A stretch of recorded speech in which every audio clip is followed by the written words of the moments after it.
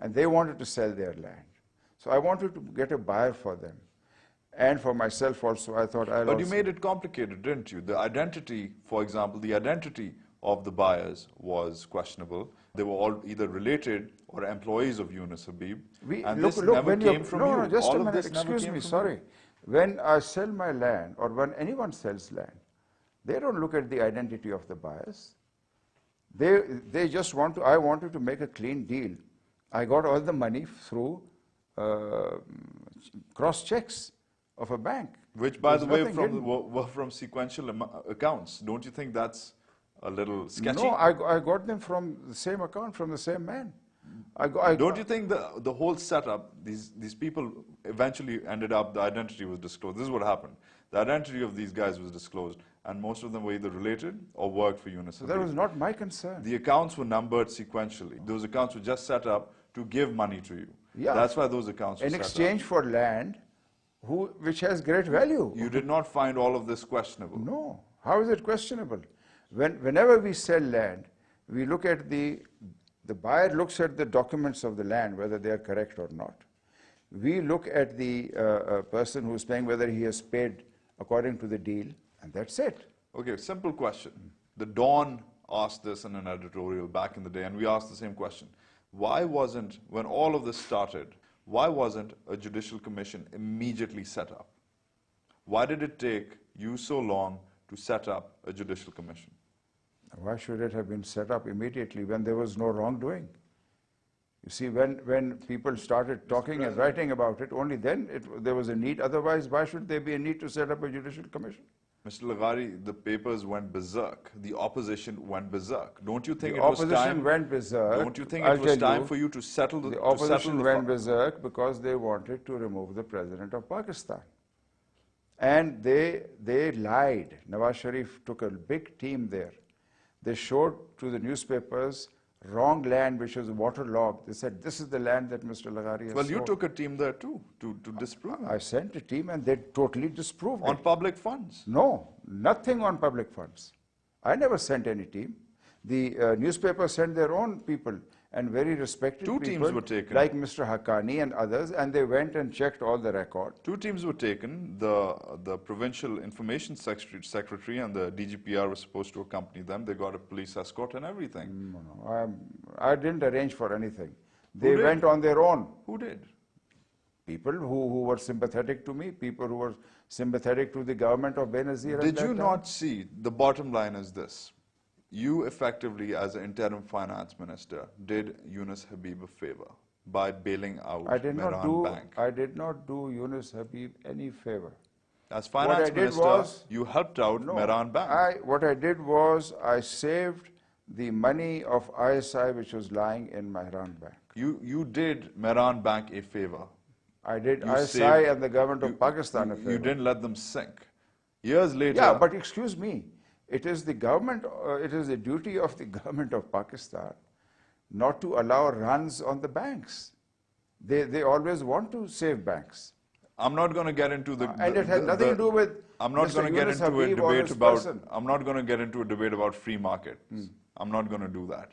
My only question is that many people saw this, saw Yunus Habib doing you a return favor. Why didn't you see it as a return favor? It was not a favor. It was not a favor. It's a favor when somebody pays a higher price than the market price. How is it a favor? It's not a favor. And I think the NAB and everyone else has probed into it, and they found the whole allegation ridiculous. We have to take a short break here. We're with Farooq Laghari, the former president of Pakistan. You're watching Talkback. Stay tuned.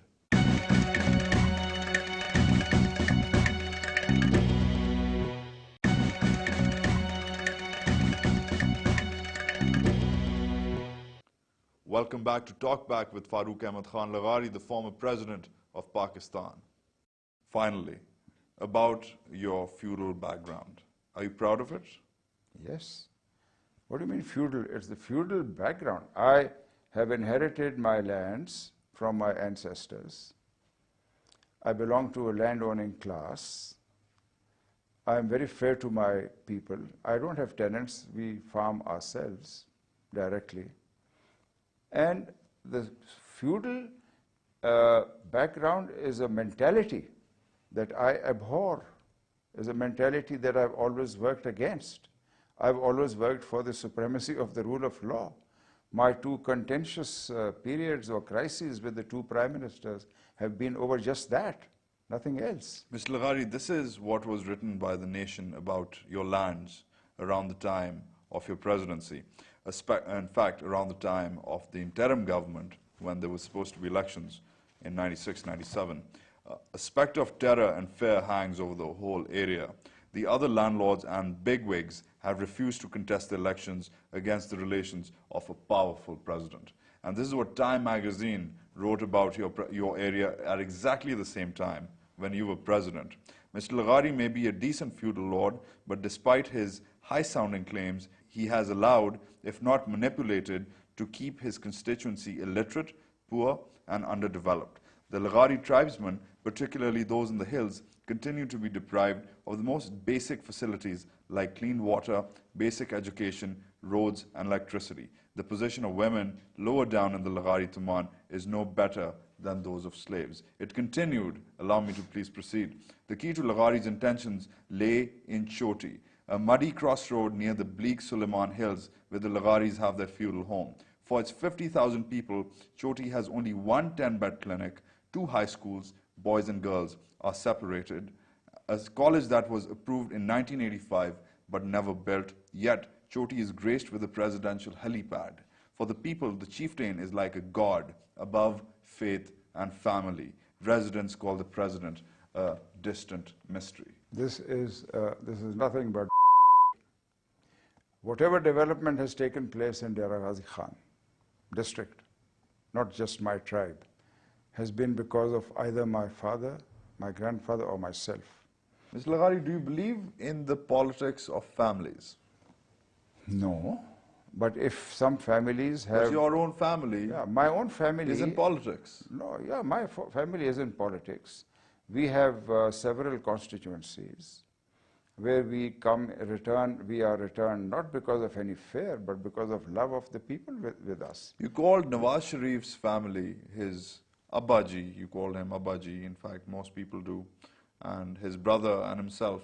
You gave a lecture once, ICN lecture on the emergence of a new political culture. And you said Abbaji, Shehbaz Sharif and Nawaz Sharif have created a politics of Mughal dimensions. It is correct. They did. But your own family is in politics too. No, but we never You, had that sons, mentality. nieces? We've never had that mentality. Whether it's me or my sons or my cousins, they have different constituencies and they get returned, they lose. My eldest son lost an assembly election when I was president. And in fact, this also totally rebuts all the false allegations about my using the bureaucracy. If I had used the bureaucracy, he would have won hands down. He lost in a fair election. Your full name includes the title of Tumandar. But I'm neither proud nor am I ashamed of these titles that the people have conferred upon us. Tumandar is from Turkish. It means the head of a Tuman. And in the days since Mughal rule, or since the British times at least, the chiefs of Dera Ghazi Khan Baloch tribes were known as Tumandars. And Sardars, they were Sardars and Tumandars at the same time. But now the word Sardar is being used by every Baloch in Diji Khan, but not in Balochistan. Well, it's good to meet one Sardar at Thank least. you very much. Mr. Good Laghari, talking to you. A pleasure.